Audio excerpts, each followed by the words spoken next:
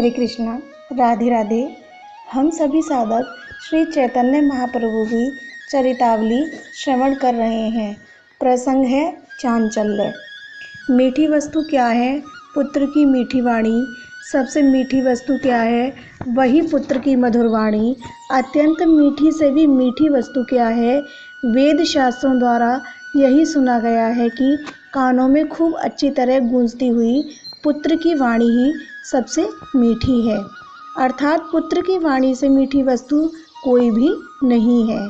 इतनी चंचलता करने पर श्री मिश्र दंपत्ति का प्रेम निमाई के प्रति अधिकाधिक बढ़ता ही जाता था। यही नहीं, किंतु निमाई की चंचलता में माता पिता को एक अपूर्व आनंद आता था। मिश्र जी तो मनुष्य के स्वभाव के कारण कभी कभी बहुत चंचलता से ऊबकर नाराज भी हो जाते थे, किंतु माता का हृदय तो सदा बच्चे की बातें सुनने के लिए छटपटाता ही रहता। सच है, बच्चे की बोली में मोहनी विद्या है। संसार में बच्चे की तोतली बोली से बढ़कर बहुमूल्य वस्तु मिल ही नहीं सकती। देखा गया है, प्राय माता का सबसे छोटी संतान पर बहुत अधिक ममत्व होता है। निमाई मिश्र जी की वृद्धावस्था में उत्पन्न हुए थे, इसलिए उनका भी इनके प्रति आवश्यकता से अधिक स्नेह था। इतनी चंचलता करने पर भी मिश्र जी इन्हें बहुत अधिक डांटते फटकारते नहीं थे, इसलिए ये मिश्र जी के सामने भी चंचलता करने में नहीं चूकते थे। सबसे अधिक तो ये माता के सामने उपद्रव करते। माता के सामने इन्हें तनिक भी संकोच नहीं होता था। पिता के सामने थोड़ा संकोच करते और भाई विश्वरूप के सामने तो ये कभी भी उपद्रव नहीं करते थे। उनसे तो ये बहुत ही अधिक संकोच करते थे। विश्वरूप भी इनसे अत्यधिक स्नेह करते, किंतु वह स्नेह अव्यक्त होता था। प्राय वे अपने प्रेम को लोगों के सामने प्रकट नहीं करते थे। निमाई भी उनका मन ही मन बहुत आदर करते थे। उनके आते ही भोले भाले बालक की तरह चुपचाप बैठ जाते या बाहर उठ जाते। अब ये पिताजी के साथ गंगा स्नान करने को भी जाने लगे। विश्वरूप सबकी धोती, तेल और भीगे आंवले लेकर आगे आगे चलते और मिश्र जी उनके पीछे होते। निमाई कभी तो पिताजी की उंगली पकड़कर चलते और कभी भाई का वस्त्र पकड़े हुए चलते। रास्ते में चलते हुए इधर उधर देखते जाते। पिताजी से भांति भांति के ऊटपटांग प्रश्न भी करते जाते। मिश्र जी किसी का तो उत्तर दे देते और किसी को टाल देते। कभी कभी आप दोनों से अलग होकर चलते। इस पर विश्वरूप इन्हें बुलाकर झट से गोदाम में ले लेते। गंगा स्नान करके मिश्र जी तथा विश्वरूप संध्या वंदन करते। ये भी बैठकर उनकी नकल करते। जैसे वे लोग जल छिड़कते, ये भी जल छिड़कते। जब वे आचमन करते, ये भी आचमन करते तथा सूर्य को अर्घ देने पर ये भी खड़े होकर सूर्य को अर्घ देते। कभी कभी तेल लगाकर स्नान करने के अनंतर फिर आप बालू में लौट जाते। पिता फिर से इन्हें स्नान कराते। घर आकर ये सब बातें अपनी माता से कहते। स्त्रियां पूछती, बेटा अच्छा तुमने संध्या कैसे की? तब आप पद्मासन लगाकर बैठ जाते और आंखें बंद कर धीरे धीरे होठ हिलाने लगते। कभी कभी नाक बंद करके प्राणायाम का अभिनय करते। जब ये अपने छोटे छोटे हाथों को ऊपर उठाकर सूर्य की ओर टकटकी लगाकर उपस्थान का ढंग दिखाते, तब स्त्रियां हंसते हंसते लोटपोट हो जाती। इसी प्रकार ये जिस काम को देखते उसी की नकल करते।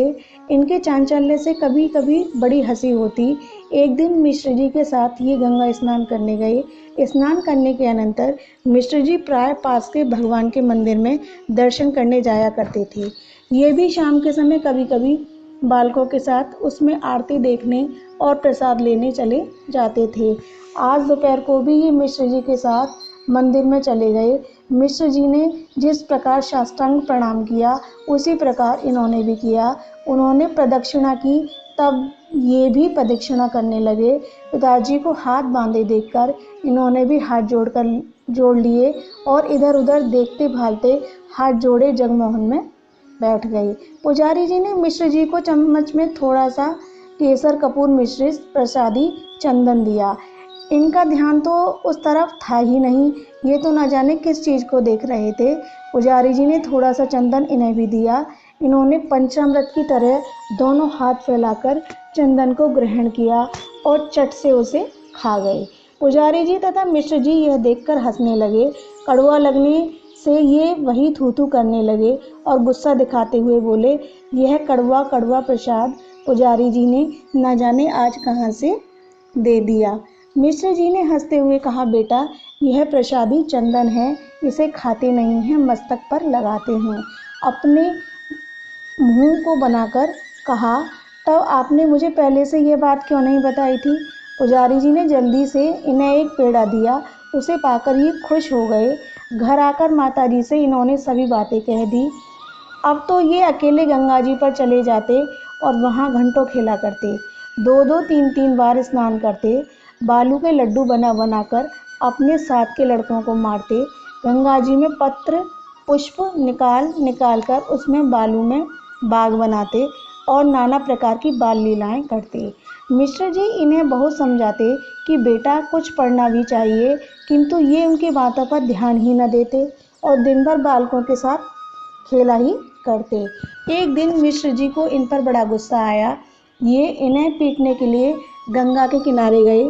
शची देवी भी मिश्र जी को क्रोध में जाते देख गंगा किनारे के लिए उनके पीछे पीछे चल दी। वहाँ पर ये बच्चों के साथ खूब उपद्रव कर रहे थे। मिश्र जी तो गुस्से में भरे हुए ही थे। इन्हें उपद्रव करते देखकर वे आपे से बाहर हो गए और इन्हें पकड़ने के लिए दौड़े। ये भी बड़े चालाक थे। पिता को गुस्सा में अपनी ओर आते देखकर ये खूब जोर से घर की तरफ भागे। रास्ते में माता मिल गईं। झट से ये उनसे जाकर लिपट गए। माता ने इन्हें गोद में उठा लिया। ये उनके अंचल में मुंह छुपाकर लंबी लंबी सांसें लेने लगे। माता कहती थी, तू बहुत उपद्रव करता है, किसी की बात मानता ही नहीं, आज तेरे पिता तुझे खूब पीटेंगे। इतने में ही मिश्र जी भी वहाँ आ गए।